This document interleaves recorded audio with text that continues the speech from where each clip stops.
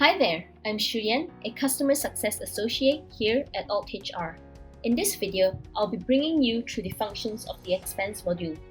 By the end of this video, you will be able to gain a clearer understanding of how the expense module works and to troubleshoot some basic expense issues. If you're ready, let's begin. The page that we are currently on is the expense transaction page. This page will show you all unprocessed expenses. When an employee submits an expense, it will appear here.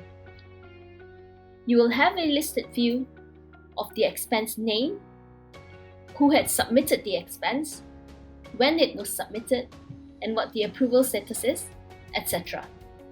The search bar here allows you to search for a particular expense by expense ID or by submitter's name.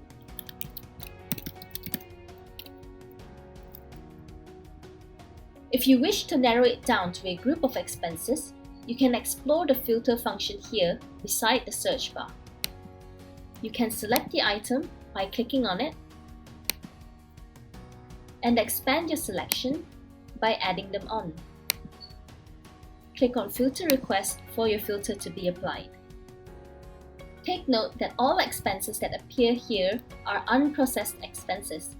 If you have pulled them into the processing stage, those expense transactions will no longer appear here, and to find those expenses, you may find them under Processed.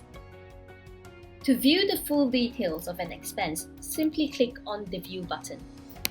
From this page, you can view all the details submitted by the employees. You will also be able to open the attachments if there are any.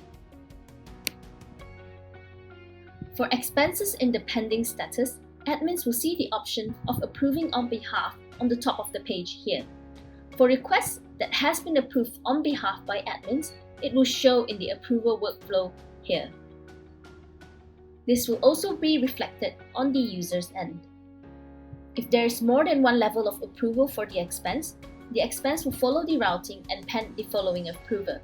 Admins may repeat this step until the expense is fully approved if needed. Another function available under expenses that are pending is the Refresh Approval Routing button. If there are expenses pending the wrong approvers, it could be due to a personnel change or an error in the routing setting.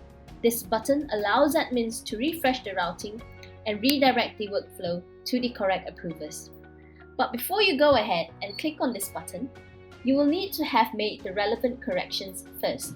There are three places that you will need to look at for this. The first being the reporting manager. Confirm that employees are reporting to the correct managers from the employees page. Secondly, you will need to confirm the default approval routing in expense settings. Ensure that the right structures are in place. Third, if the expense policy has a custom approval routing. And if yes, to check if it has been set up correctly.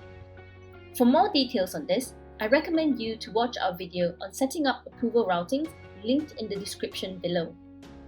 Once it has been corrected, you may go ahead and click on the Refresh Approval Routing button. And when you do, the new approver will receive a notification to act on the request. Now that we have covered pending expenses, let's take a look at expenses in the approved and rejected status. Both types of expenses have been vetted by their respective approvers. For rejected expenses, there are no actions required or available for admins. For approved expenses, admins may still reject on behalf if they notice any issues or errors in the claim. Upon doing so, employees will receive a notification and they may revise and resubmit their claims if needed. Now that you understand how expense transactions work, I recommend that you watch our following video on processing expenses. As usual, if you have further questions, feel free to reach out to your account manager or to our support team for more assistance. Support contact is in the description of this video. Thank you for watching.